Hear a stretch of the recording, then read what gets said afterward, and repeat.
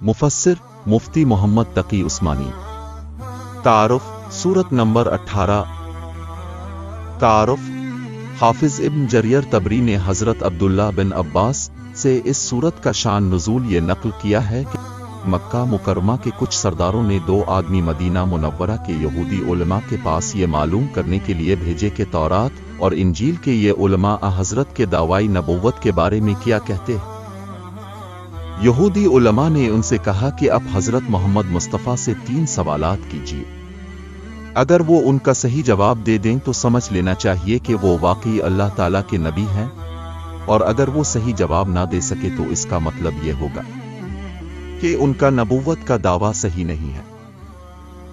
पहला सवाल ये था कि उन नौजवानों का वो अजीब वाकया बयान करें जो किसी जमाने में शिर्क से बचने के लिए अपने शहर से निकलकर किसी गार में छप गए थे।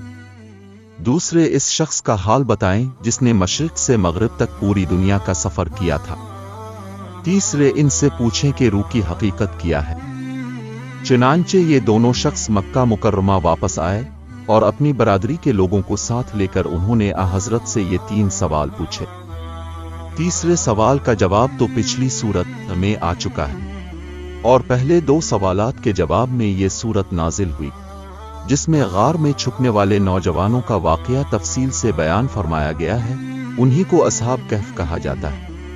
दूसरे सवाल के जवाब में सूरत के आखिर में जुल्करनैन का वाकया बयान फरमाया गया है जिन्होंने मशरिक व मगरिब का सफर किया था। इसके अलावा इसी सूरत में हजरत मूसा अलैहि अस्सलाम का वो वाकया भी बयान फरमाया गया है जिसमें वो हजरत खिज़र अलैहि अस्सलाम के पास तशरीफ ले गए थे और कुछ अरसा उनकी मैयत में सफर किया था। ये 3 वाकयात तो इस सूरत का मरकजी मौजू है। उनके अलावा ईसाइयों ने हजरत ईसा अलैहि अस्सलाम को जो खुदा का बेटा करार दे रखा था, इस सूरत में बतौर खास